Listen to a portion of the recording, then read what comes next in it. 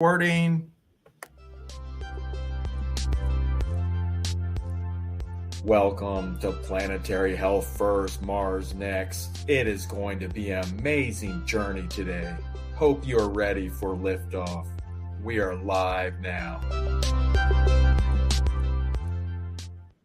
Well, welcome to Planetary Health First, Mars Next. I am Michael. I'm the founder or host of this show. And yes, we are not on Mars, maybe one day, but that's a whole nother topic. But yes, there should be health equity in Mars too.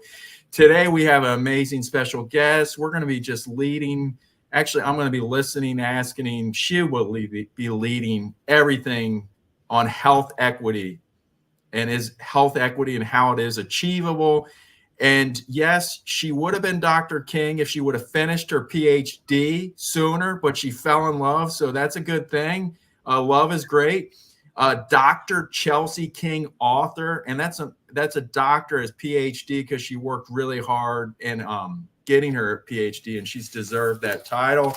So tell me a little bit about her. I'll do it real quick, and then you share a little more about yourself. But Dr. Chelsea King currently is serving as the chairwoman of the board of healthcare for the homeless. And that's something we're going to get into about in our conversation today. She also is the VP of Population and Digital Health at Get Well, which we're going to learn a little more about. I guess that's a federally qualified healthcare center. Anyway, we'll talk more about that soon. Previously, she was an adjunct at Drexler, Public Health. She worked at Dr. First, Avalon, UHC, Cigna, a few names you've probably never heard. So she might just know a little bit about healthcare to be dangerous, we would think. Anyway, share a little more about yourself. Yeah. So again, hey, everybody. I am Dr. Chelsea King Arthur, born and raised in the Midwest, and now an East Coast transplant. I am a graduate of the illustrious national treasure, Morgan State University, 2 times, both undergraduate as well as my doctoral degree. I am the proud mother of a nearly 2-year-old, a fantastic husband, an amazing dog named Hunter, who we love and adore. Really atypical upbringing. We grew up in a family that is Midwestern based. Family, dad was a preacher, grandfather was a preacher, but we grew up extremely under-resourced. And so use that background to really kind of propel me to where I am today and really hone my focus on making healthcare achievable for under folks. Health equity, a thing that organizations can really push for and try to obtain, because folks who are from under-resourced communities, they really deserve as much quality and access to care as other individuals. And I'm super excited to be here to chat today. And please disregard any sound you hear. We are live, and Chelsea was saying, hey, I have to have work done today. Are you sure you don't want to postpone? I said, this is healthcare equity. This is health equity live. So, I said I have a dog every once in a while that comes in and however, so don't worry about that. Anyway, Chelsea, what is health equity? Tell us what it is. Let's just have that as a starting point. Yeah, so health equity really is about ensuring that individuals are given the building blocks they need to receive equitable care. So I think we think about, what's equality? So that's everybody getting the same thing. But equity is giving individuals who are under-resourced the resources that they need to have the same starting place as those who are well-resourced. And so it's not about ensuring that everybody gets the exact same thing. For health equity to truly work, it does mean that some segments of our population who are under-resourced are going to be getting a little bit more, but they need that a little bit more, that a little extra support to get them to the same starting place as others. So it's really about smarter care, really, like understanding your population and your people. Yeah, I mean, it is absolutely understanding your population, understanding the people, and then giving them the resources once you have that understanding. So if you're dealing with a community that might have various language needs, and you're talking to them about healthcare, how do you make that equitable? you speak to them in the language that they understand. If you're talking to individuals who might read at certain levels, or whether you know that or not, you're starting at a lower reading level so that everybody can participate in the healthcare that's being there. So it's understanding the population that you're serving, that you're interacting with, and then meeting their needs and giving them what they need so that they can achieve good healthcare outcomes. So why is this important? Why is healthcare equity important regardless, regardless of the cost? I mean, Yeah, I mean, it's because it is how we ultimately save, right? So the goal is to, if we're really being honest about it, I've worked for some of the largest health plans in the country, enjoyed my time there. I've worked for lots of for-profit organizations, and business is business, and folks are in business to make money, and that's totally fine. But if we are able to actually achieve health equity and give folks the resources that they need to support them through their healthcare journey, in the end, everyone wins. They're getting the information, their outcomes improve, outcomes actually impact bottom line. And so organizations win once they address health equity. Sometimes addressing health equity is not a free, or is not it's not a budgeted thing. It might not be something that immediately equates to growth in the bottom line, but it is something that over time improves the outcomes and health of the individuals with whom you're interacting, and thus eventually does improve bottom line and improve the overall healthcare system. If we have fewer people in the system who are sick, then we have the ability to take care of those who are sick in a very meaningful way. So how do we help to improve the overall health of individuals? We start by understanding who they are and addressing those needs. And sometimes we got to shell out a little cash to do that, but we'll probably make a little bit more on the backside. I've asked a lot of, over this year, we're finishing up, had a lot of good guests. Health equity's been a lot of topics, talking points, and there is a ton of ROI. It just seems that, just for instance, a population of diabetes addressing, there was, I know it, to me, it seems more that it's the mindset, like there is so many areas where there is really strong ROI, but it just seems like what stakeholder group and how they're set up, but if it was done in a perfect world, it seems like the ROI to manage a diabetic population, it's just our sick care model, just there's too much perverse incentive that seems that there's lack of alignment. Would you agree or not? I don't mean to be scary. No, I think that there is ROI there. I think that the data on providing and addressing health equity, addressing social needs, the data is still somewhat new. Do not get me wrong, there are pockets of the healthcare continuum who have been excelling at this for a very long time and have some data there to prove it.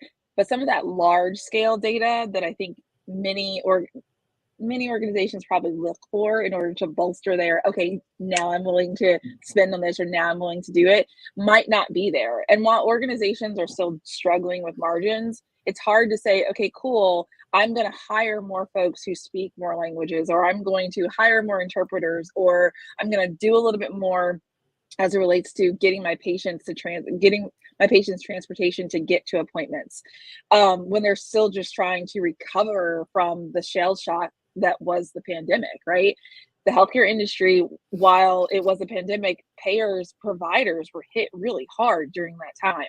Hospitals, their margins, I mean, every day in Becker's, I had a colleague say, sometimes when you open Becker's is a sad place to read. And it is, because there's so much loss going on from a financial standpoint that it might seem like addressing transportation, addressing food might not look like a priority. But when you do, Michael, you're right, the ROI is there. And it's working in small pockets. We see it in small pockets. If we find a way to scale it, and really, my personal belief, if we get the federal dollars behind it, to really be able to scale it, then we'll have more organizations who can easily buy into it so that we can address health equity, we can address social needs in large scale. I think they're starting to figure out, like, let's at least get the data from a federal standpoint by CMS changing some of their social determinant screening rules. they're trying to get that baseline so that they can say, all right, this makes sense. But they've done studies where they show that, CMMI did a study where they were talking about, I think they worked with about 1 million Medicare beneficiaries. Tons of need way outpaced what CBOs could do. So they're starting to see the data. I think the ROI is there. Folks understand it. Now it's about, how do you recognize it? How do you get reimbursed for it properly? And then going forward from there. It seems like the stories I've heard is more like the integrated networks that are able to do like a diabetes focus or some sort of specific user case.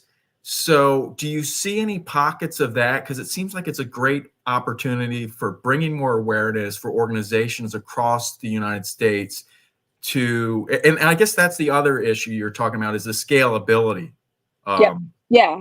Yeah, because you're right. It's happening in pockets, right? You see folks who are doing it with their chronically ill patients. They might be picking those with cardiovascular diseases, those who are diabetic. Maybe they're focusing on a population that's just a part of their ACO. They're doing it in pockets, but those pockets, while that is admirable, very good work to start with those populations, the data shows that there's enough need across. There's enough folks who are kind of being left out of the system, who need equitable approaches to their healthcare, that it would, if you could actually scale it, it would make a big difference in overall outcomes and ROI. But you do need you're going to eventually need some financial backing in order to be able to do that work.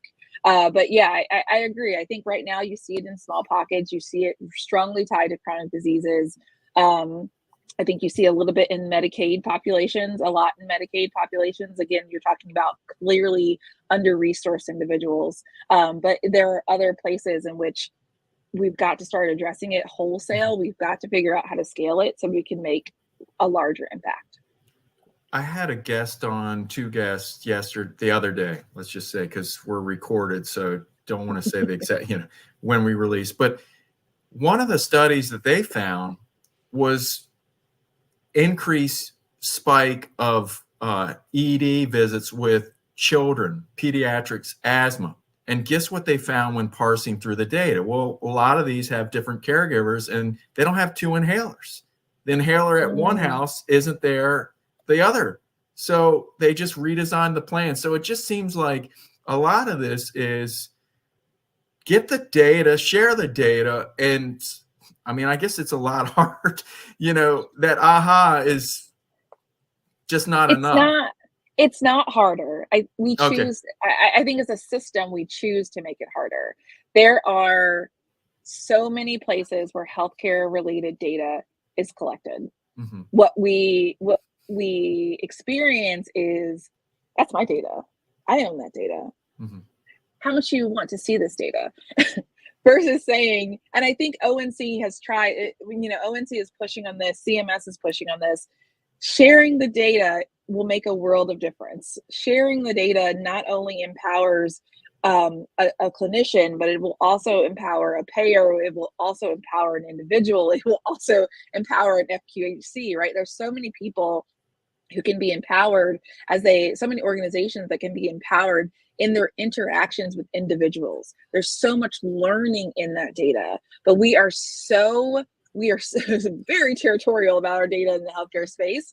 And I love to see organizations. I have a dear friend who works at a pharmaceutical organization, and she is like myself. We were friends before. We had our kids around the same time, and we're both really passionate about the maternal health crisis. And her organization has pharmaceutical data tied to the maternal health crisis. And her push, her singular drive has been, I want this data out there and I want people to be able to get it for next to nothing.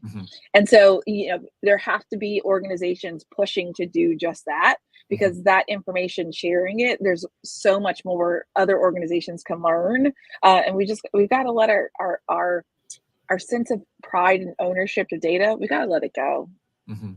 I think it needs to be a collaborative approach, because owning the data, or sharing the data, I would call data integrity.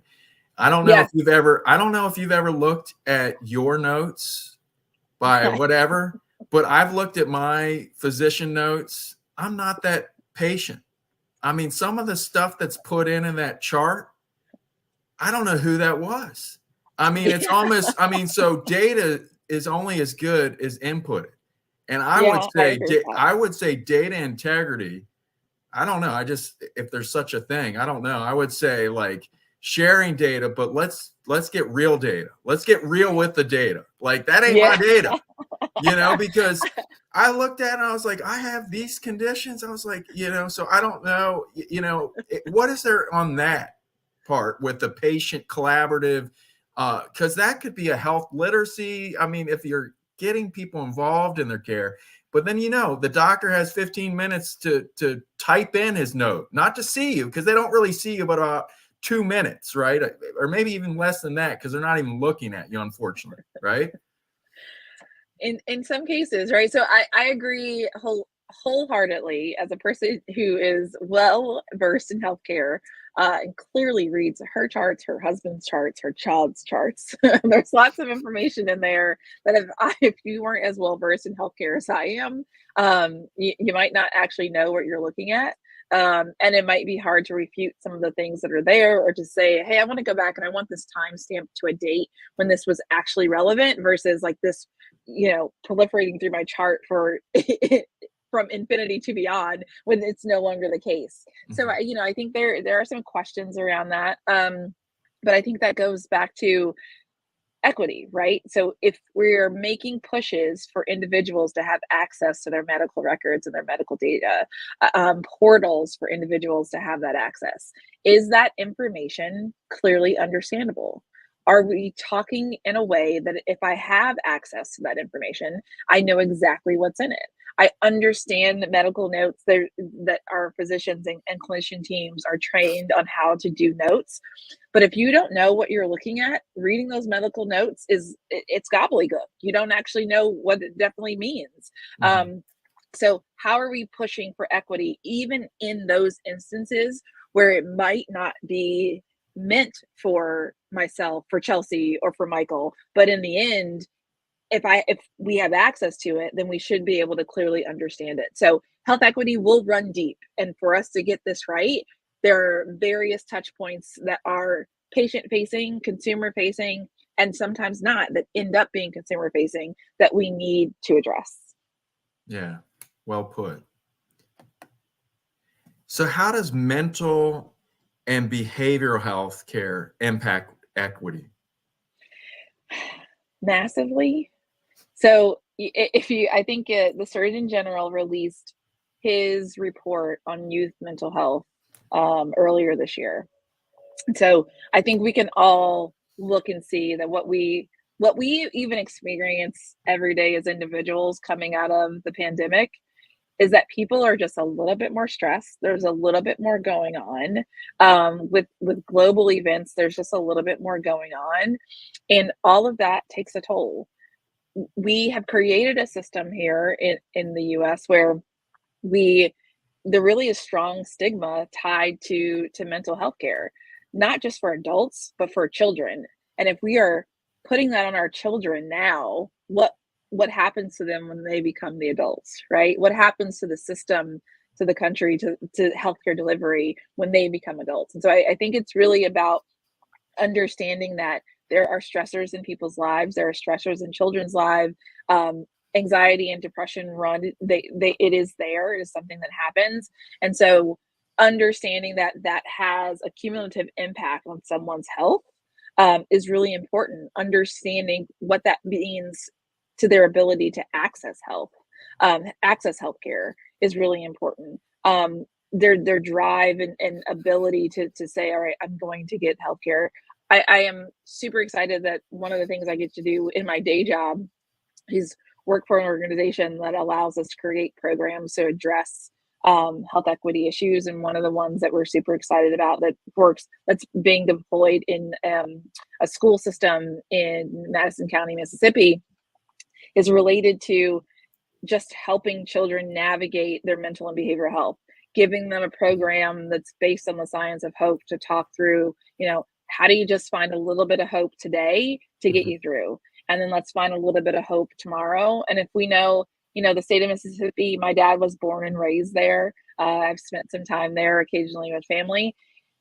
There's lots of struggles from a state standpoint. Those families and kids have a lot of stuff going on. They are under-resourced. So understanding what that means to them in various ways is really important, and it has a big play in equity. If I cannot motivate myself to move forward, if I don't have the resources I need to express myself, to learn coping skills, to understand and get content that might help me find a path forward, if I can't do that on a day-to-day basis for regular things, what does that mean for me in the scale of going to a PCP appointment, going to a pediatrician appointment, caring about the fact I need to eat well? We've got to start with being able to address people's basic needs, and a basic need is mental and behavioral health. I think you said it so well. And when you were talking, I was thinking about my wife. She's a teacher. She teaches 9th through 12th grade, and the emotional burden that these kids have, the lack at school, our healthcare system's failing. We know that, but schools are failing. And so the curriculum, it's just, she has this burden. How does she navigate wisely, empathetically, using her own EQ to try to sense each and every one of those emerging adults, not adults. I don't even know if adults are adults now until 28. I don't know. But she's not teaching them Spanish. She's trying to teach them everything you were talking about, coping skills, what their purpose is. And there's like 10% that get it. They're like already on there, but there's like probably, and this is a decent school district, but so I think I get it. And I don't know why I was talking so much about it. I just see her challenge is what I think it's applicable because it is part of our system. But the thing that I would love to see, if we really get to telehealth, if we really get to digital health, if we really get to healthcare, if we really get to mental health and behavioral health, it's no longer a word.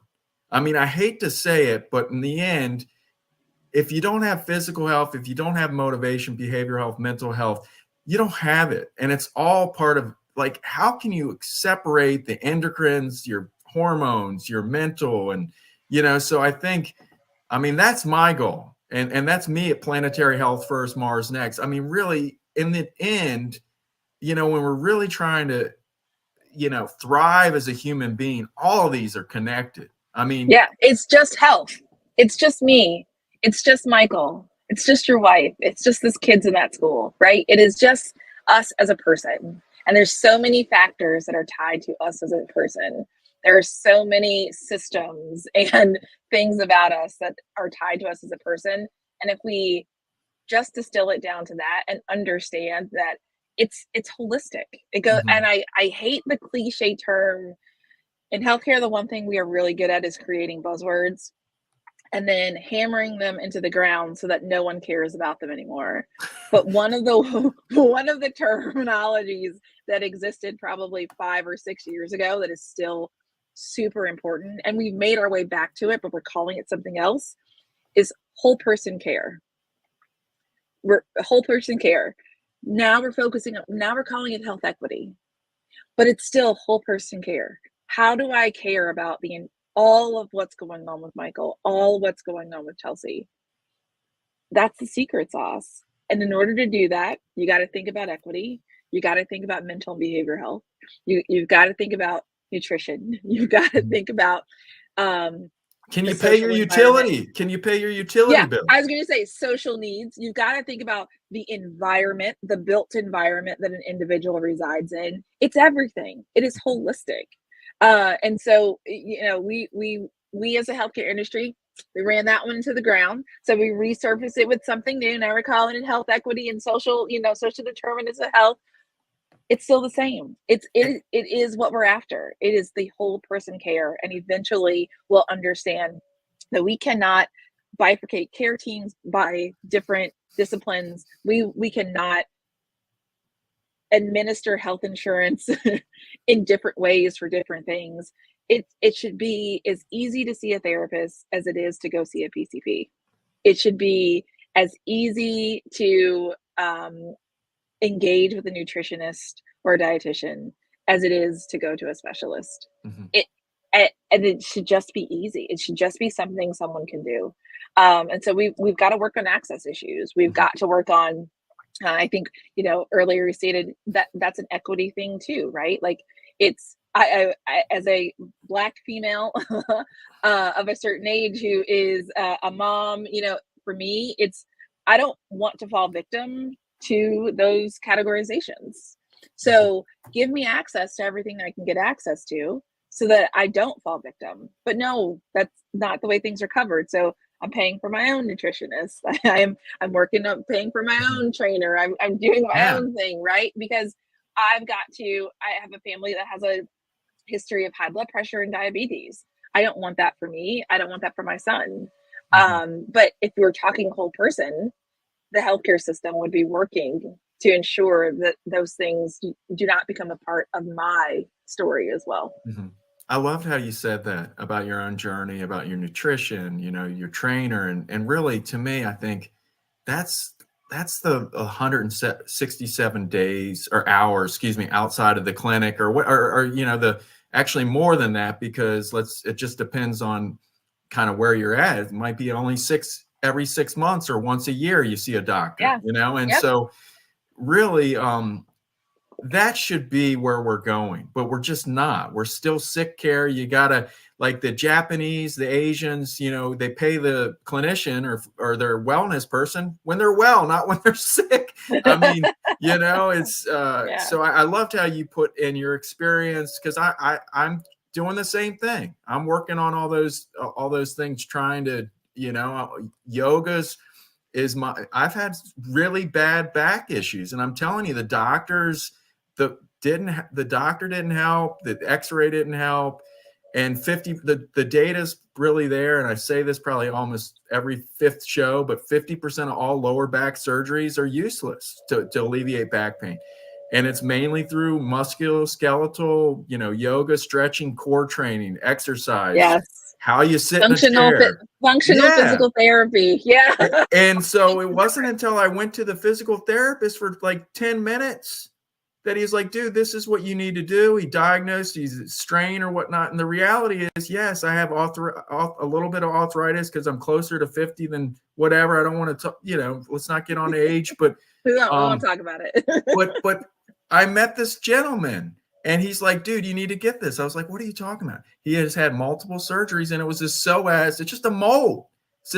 It's a mold that just really allows me, a plastic mold that you can get for $13 on Amazon, because he had his own healthcare journey, and it really works. And so it's this compression. I don't know what's going on, but it allows me, some of these fitness people swear by it too. It's like the psoas, right? But I spent rather than 80, I spent 12, and that's been instrumental to helping my muscles and all that alignment. So anyway, I mean, that's healthcare, but it's not in our healthcare. It's not in our system. That is not healthcare. I think we have some organizations that are trying to make that part of healthcare, trying to make that part of what they do. I am super excited.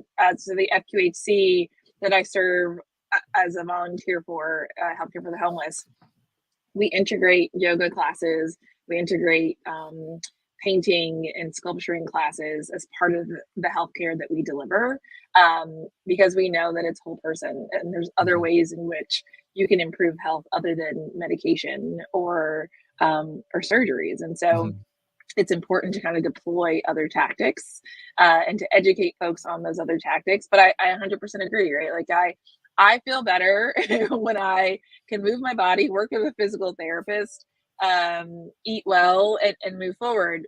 We are lucky, right? Because we are resourced enough to be able to do that.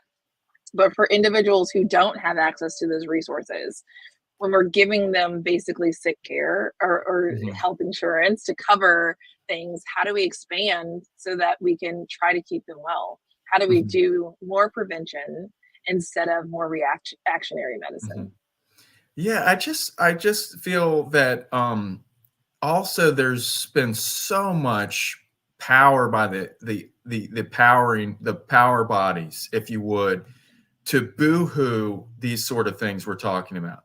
To Oh, for sure. and then the like quackery with, I mean, I don't, chiropractor, quackery, it's, and I've heard these come out of physicians. I mean, it's Yeah, yeah. so I I think mean, I it's mean, it's wild to think. So in the birthing community, where we know Black birthing persons have much worse mhm, rates than mhm, anyone else. And mhm, it doesn't matter if you're an educated and mhm, well-resourced Black birthing person, or if you are under-resourced Black birthing person, you are still more likely to mhm, suffer maternal mortality than a white birthing person. We know this. mhm, Why aren't doulas a thing that are more readily covered?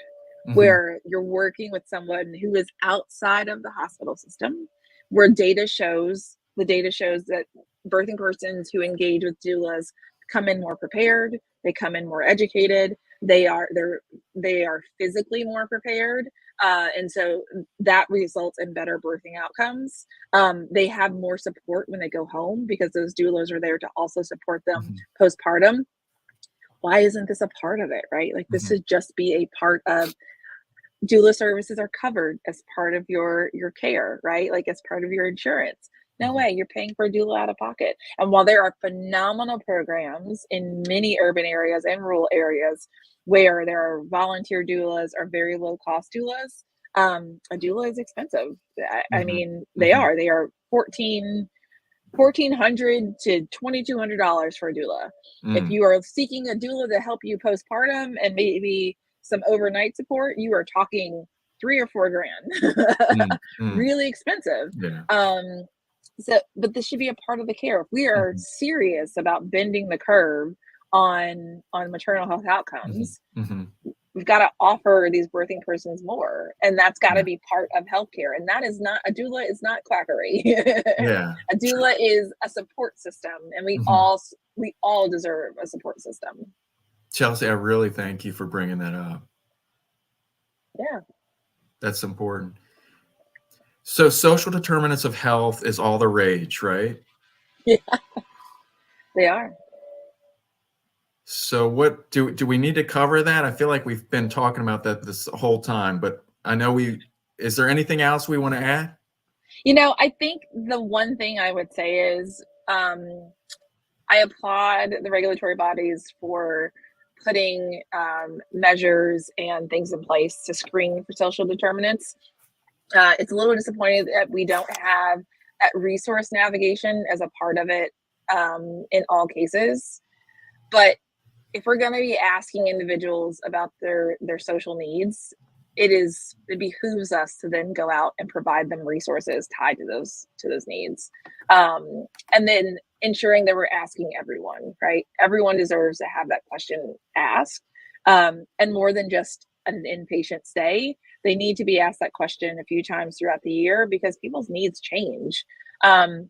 But if we're going to ask those questions, then we've got to provide resource navigation to ensure that those patients are getting resources from community organizations or from the hospital systems or from their payers that support addressing those needs. And so I think we've seen some regulatory steps towards at least the screening part. I'm hopeful that we'll see some greater strides towards resource navigation, but that we also, in doing that, find ways to support those community-based organizations.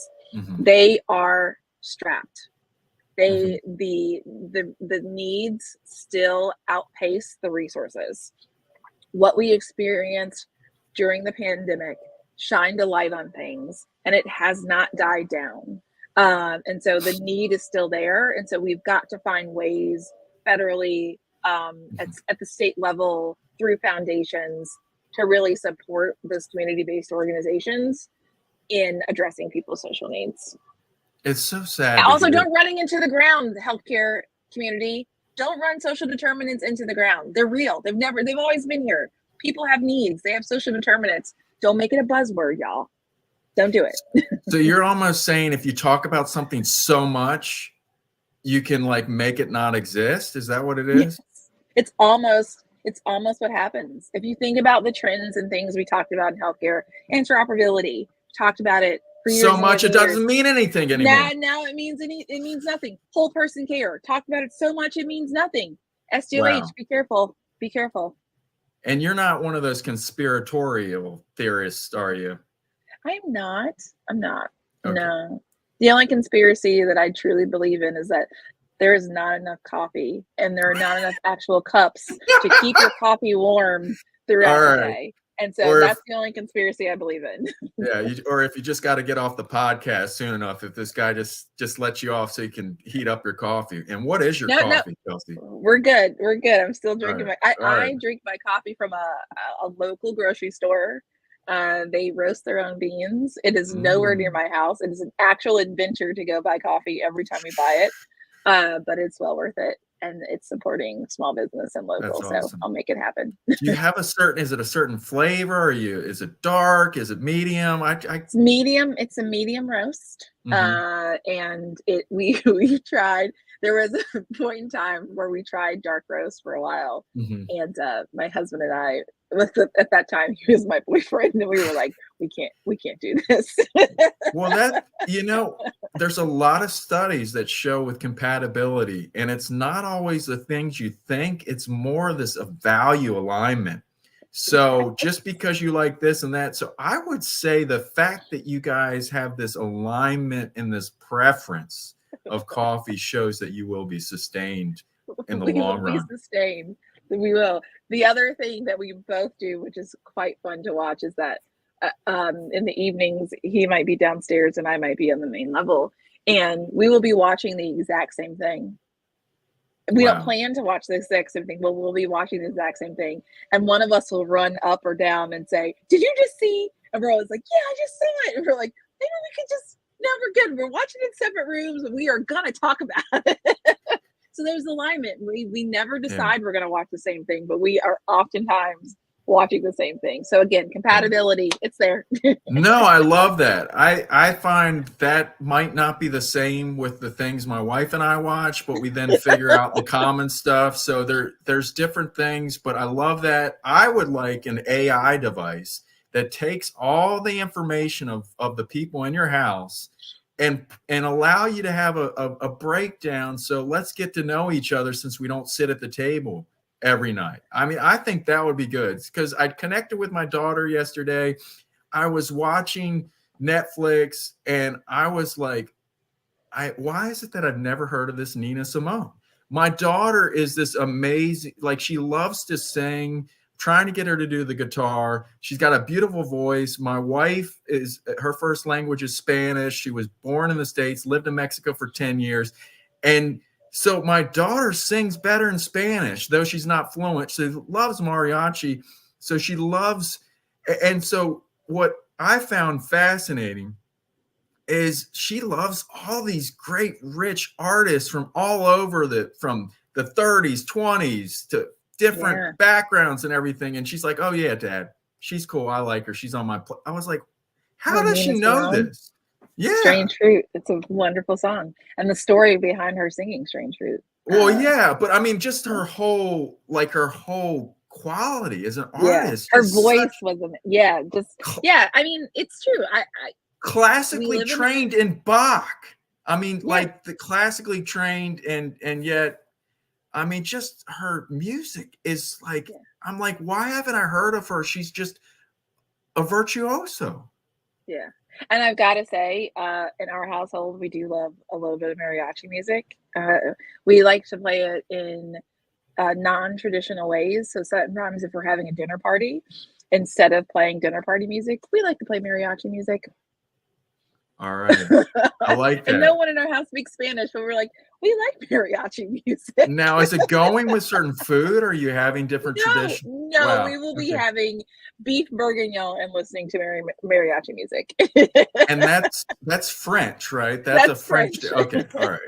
I'm not very good with languages. So anyway, I want to highlight before, I mean, this has been great. I feel like you're a friend, Chelsea. The next thing I want to do is we need to have a dinner party. You bring Let's your do it. husband. Yeah, we'll have a meetup, and we have to have other healthcare friends, luminaries, to do something. We'll have to have a gathering, something. I don't know, a planetary health. Like bring your own meal. Like bring your friend and bring your own dish. There you go. Right here, you've heard it. Let's sit down and talk and figure out how we change what's going on. Yeah, I think, and just learn a little bit from each other, right? Like there's learnings there. We don't necessarily change everything, but we can learn a little bit to influence what we do day in and day out, which is how you start to make the progression of really shifting the system. Just learn a little bit from a friend. I love that. I love that. So you're in for 2024. I'm there. All right, we're gonna have to figure it out because we kind of have a geography issue, right? I'm in Virginia Beach, and you're in Maryland, right? Yes, in Baltimore. We can figure. We can figure. It's like 4 hours. Is that 4 hours? Yeah, no, exactly. We'll figure it out, and we'll get a list. I'll get a list. We'll check it twice. Maybe we'll collaborate. We'll get some more people, and we'll have to have a little bit of time. But what I want to do before we finish, because we have a few more minutes, I believe, right? Because yeah, we do have just a few more. What I'd like to do is what made me like why I just sought you is I saw your background and I love what you're doing. And I want to highlight before we leave, the chairwoman of the board, healthcare for the homeless. I think that's really, we've really failed as a nation. There should be no homeless. And that's a whole nother subject.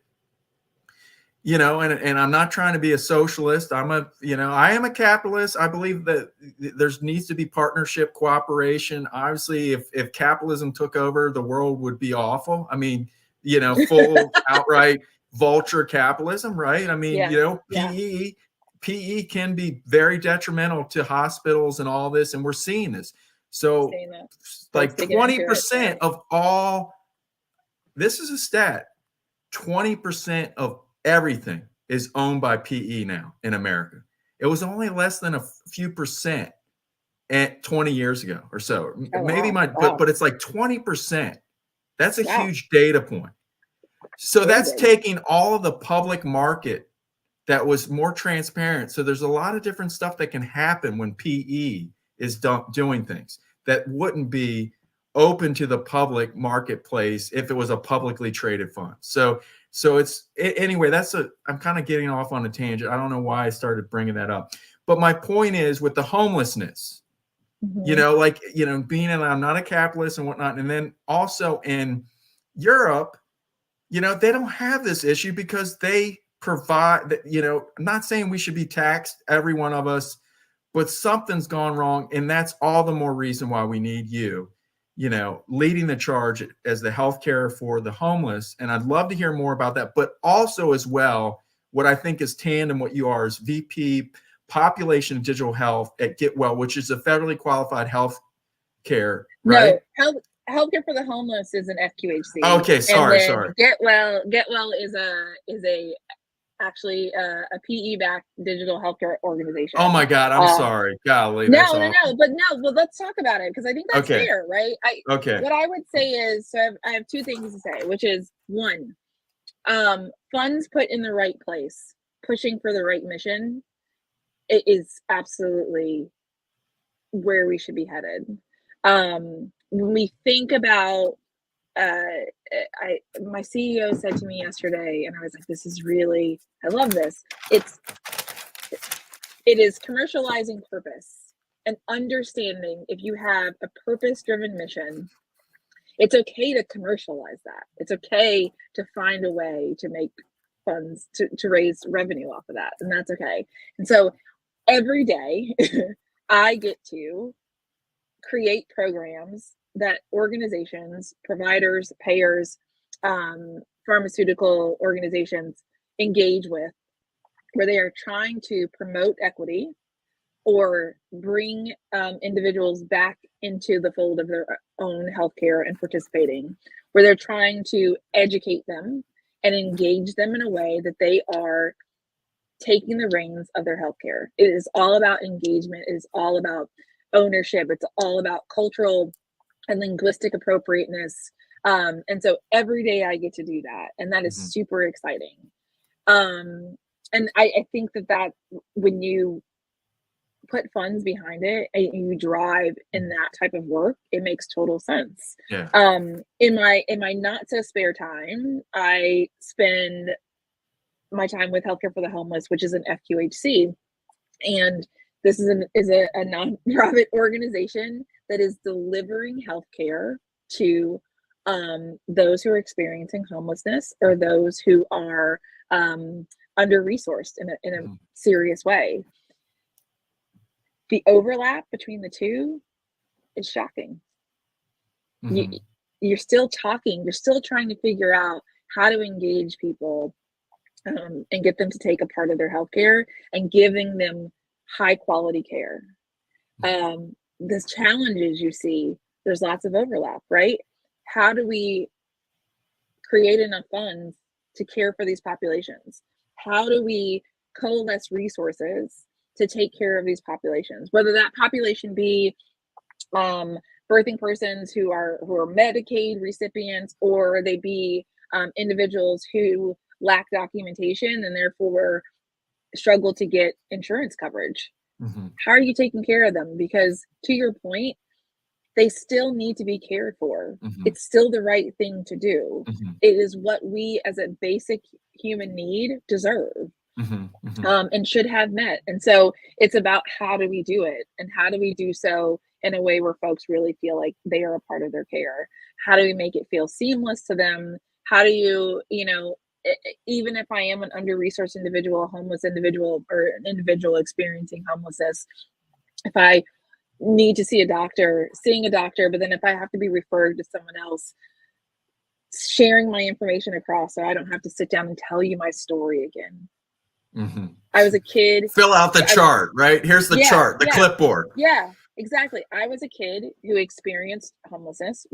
I can vividly remember being evicted at least a few times as a kid. I don't want to tell you my story every time I have to get care. I don't want to tell you, hey, Chelsea, what's your address? I don't know. Or it's my grandma's house right now, right? Like, how do we share that information? How do we help tell our story and get our care? But more importantly, where it's not needed, do we need to continuously have to expose people to this information? But then once we expose that information, once I share it, what are you doing about it? And then what are you ensuring that the next person I interact with in the healthcare delivery system is also doing something about it? That's one of the things I'm really proud of at Healthcare for the Homeless. We partner with health systems. We have great partners with an organization that's right near us. We're sharing information. I don't have to tell my story every single time. They come to me and they come to the patients, they talk to them. What I do every day is working to ensure that there's continuity there, so someone knows what that person is going through. So you'd be shocked. We're not, our health system, our individualism is not as individual. There are more people on the fringe, right on the edge of either being a patient at the FQHC or being where they are now. And we've got to bridge it, and we've got to give seamless care, share that data across, engage those individuals, because no matter where you are, you deserve the same level of treatment. I just hearing what you're saying, I just hope that we can have more time together and sharing more stories with what you're doing. Obviously being respectful of those that you serve, their privacy and all that. But I feel like there's so much getting real. I mean, healthcare is real, and it's about real people, individuals' lives, like how you've shared. I just feel like there's so much to what you're doing. And I hope in 2024, when we have you on again, we can, and then maybe if there's also, we'll be posting this. I'll try to get it out. I want to get it out before 2024. I mean, I can do it. I don't know, but what I'd like to do is there's some resources, information. I'll do it as also a newsletter. Please think about that.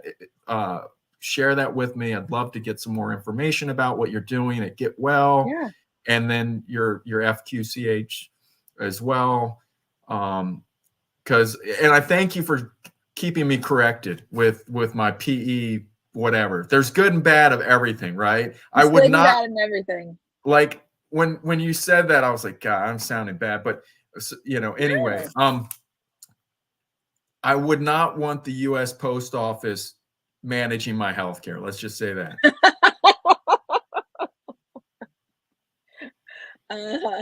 I mean, I would have to agree. Because I'm telling you, the word's out that your letters aren't getting to people now.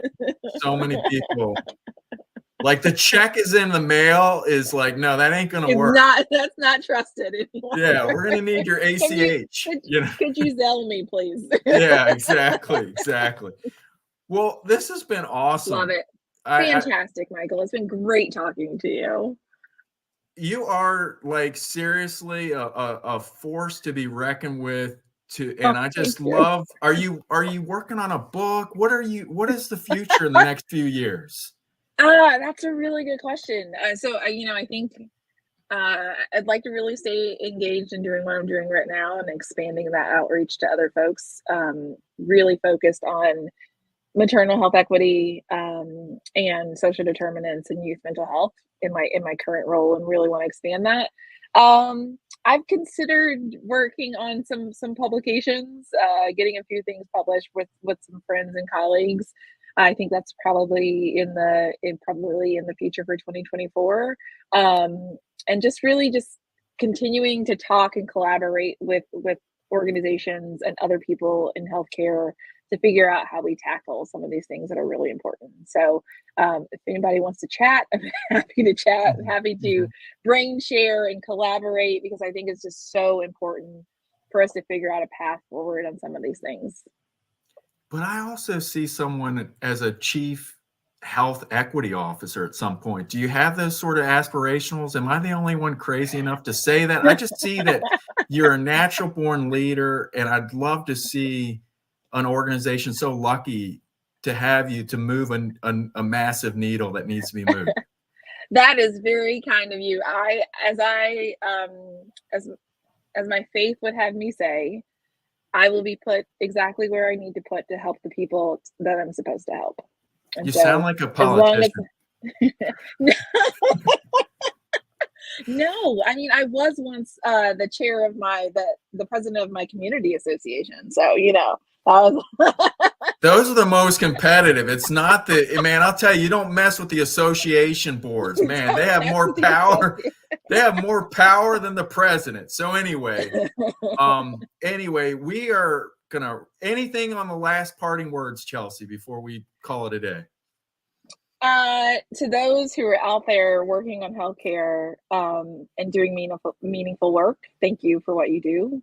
Stay the course. We'll find a path forward, and we will be able to address so much more. It's coming. We'll be there. And to the frontline workers, especially the nurses, I know it's hard out there. You are appreciated. We thank you for what you do. And that's it. Awesome. Until next time. Friends, it has been a great journey today on Planetary Health First, Mars Next. Follow us for more on Planetary Health First, Mars Next. Until next time, peace be with you.